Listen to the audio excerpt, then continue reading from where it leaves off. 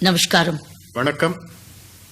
The COVID challenge remains very, very heavy on us still.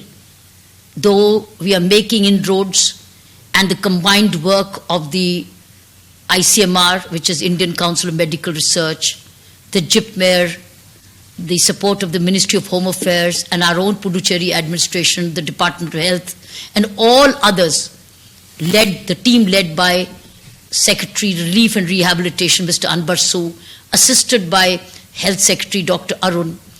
It's showing some control, but the challenge remains very, very serious. Today's newspaper, Times of India, says 22,456 cases, total deaths which have happened, who've died, people who've died out of these who tested positive, or total cases reported, are 448 who died because of COVID, which is 2% of this 22,456, which has turned out to be the highest in the country. Puducherry is topping the country today in the percentage of deaths due to COVID. This is a very, very serious embarrassment for all of Puducherry. Analysis so far has indicated that 70% of the deaths in Pondicherry could have been avoided had the patients been detected early and referred to the hospital for treatment. That means if you come early for treatment, if you're getting those symptoms of COVID, which you all know the possible symptoms of COVID, if you come early, this got a 70% of the deaths could have been avoided. 70%. That's a very large number. We would not have been India's number one in this for the wrong reasons if 70% of the people had come early to their public health center or the primary health center or come to the hospital, which you all now know. You cannot say you did not know. We know where to go. But we are avoiding reporting earlier, due to which there's a higher rate of death. Number two, responsibility of this early detection is not only of the patient, but also of the family. Because the high percentage of infections is also amongst the family members. Because when one is affected, many more he infects immediately the families also. Therefore, it's the duty of the family to protect itself and report and take the person to the nearest public health center, which are all available. We got more than 40 public health centers and many wellness centers, or go straight. But even if you inform 104, the worker will come, the mobile team will come and take you along straight away. You don't have to worry. A mobile team will come and then take you to the hospital or for treatment wherever is nearest. Therefore, please family members to exercise their responsibility. Because we want this to be enforced better, we've requested any family member who is not, or departmental head, public servant, industrial head, who is not informing the health department or the home visitor about the person who is vulnerable on COVID can be unfortunately prosecuted. It is now a legal responsibility, legal and moral responsibility. Unfortunately, we're sorry to say, but we had to now bring this as a penalty because we're realizing that the consequences of the spread of virus are much more heavier. And we did not want to prosecute anybody in distress, but then we have to do it. Otherwise, how do we enforce this? The element of the negligence now will be penalized. And that is the law which has been issued. I'm asking my public relations officer to show you the orders of the 180, 144 and 188 so that you see this. Similarly, the problem with the marriage halls. We are still continuing to violate the 4S, continue to get crowded, not wearing a mask, but continue to be crowded, share the same food, share the same plates, or touch each other and not keeping the sanitation. That's spreading from the marriage halls or community halls. Now, those people who also violate these laws will also be prosecuted. We didn't want to be spoiled sport in marriages and festivals, but if they violate, if they are allowed only 30 persons or a function is allowed, why should you have 300? And that too with air conditioned, you're all breathing the same air. You are spreading virus. So please, even for that, marriage hall owners, videographers and others will also be penalized under section 144 of the CRPC and 188 of the Indian Penal Code. You will unnecessarily have an FIR against you, you'll come on the police records, and then you'll continue to face the court. At the moment, this is one more appeal to please cooperate, look after yourself, health is more precious. We must prevent ourselves from COVID. It's in our hands, hands of the family and the friends. Thereafter, the doctors have to ensure that they give you the best treatment possible available to save precious lives.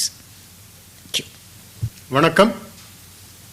Puducherry மாண்புமிகு துணைநிலை ஆளுநர்களுடைய ஆங்கில உரையினுடைய தமிழ் சுருக்கத்தை உங்களுக்கு இப்பொழுது தெரிவிக்கிறேன்.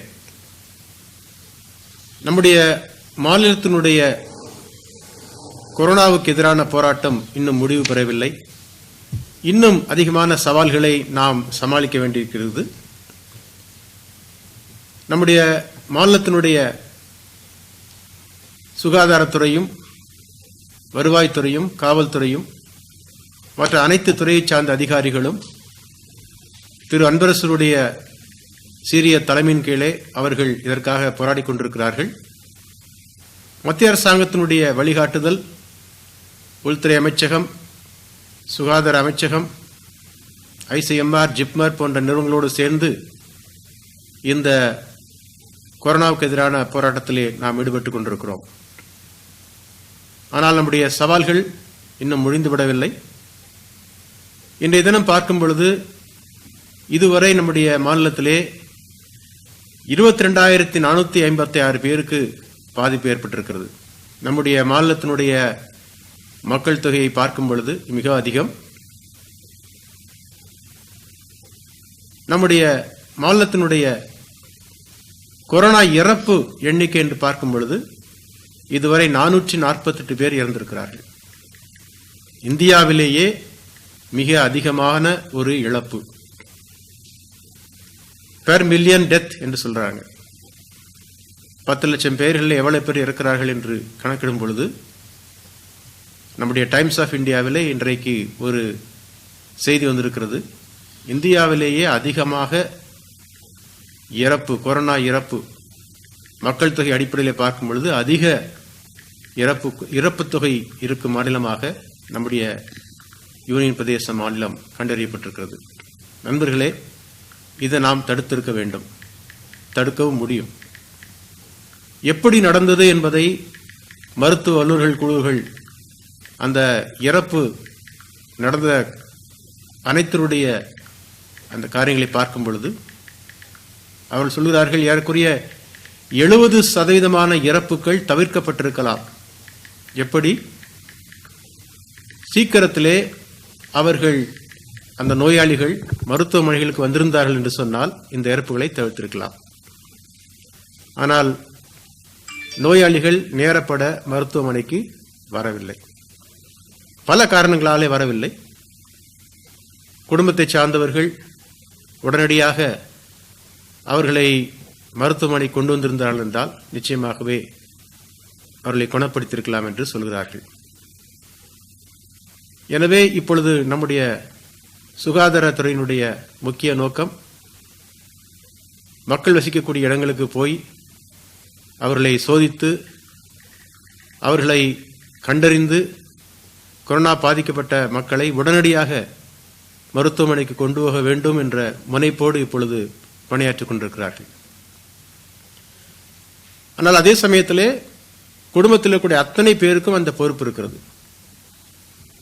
பார்க்கும் பொழுது சுகாதாரத்துறை களப்பணியாளர்கள், ஆஷா ஒர்க்கர்கள், அங்கன்வாடியிலே வேலை பார்க்கக்கூடிய களப்பணியாளர்கள் வீடுகளுக்கு போகும் பொழுது அவர்களுக்கு மக்கள் சரியான ஒத்துழைப்பு கொடுப்பதில்லை.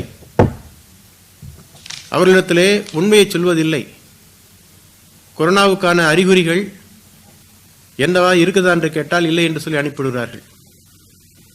நண்பர்களே, இதனால் பாதிக்கப்படுவது குடும்பத்தை சார்ந்த அத்தனை பேரும் பாதிக்கப்படுகிறார்கள். எனவே இப்படி கொரோனாவினுடைய பாதிப்பை குறித்து வெளியே சொல்லாமல் மறைக்கக்கூடிய ஒரு குற்றம் கண்டுபிடித்தால் அதற்கு தண்டனை வழங்கக்கூடிய ஒரு சூழ்நிலை ஏற்படுகிறது. அதற்கான உத்தரவையும் நம்முடைய சுகாதாரத்துறை வழங்கியிருக்கிறது. ஏனென்றால் அவ்வாறு வியாதியை மறைப்பது என்பது அந்த குடும்பத்துக்கு மாத்திரமல்ல, அந்த பகுதியில் வாழக்கூடிய அனைத்து குடும்பங்களுக்கும் பாதிப்பை ஏற்படுத்தும். எனவே அது சமுதாய குற்றமாக அது கருதப்படுகிறது. அது மட்டுமல்ல, இன்றைக்கு கொரோனாவினாலே பாதிக்கப்பட்ட ஒரு நபரையோ அல்லது குடும்பத்தை சார்ந்தவர்களோ தனிமைப்படுத்துவதற்காக அறிவுறுத்தப்படுகிறார்கள்.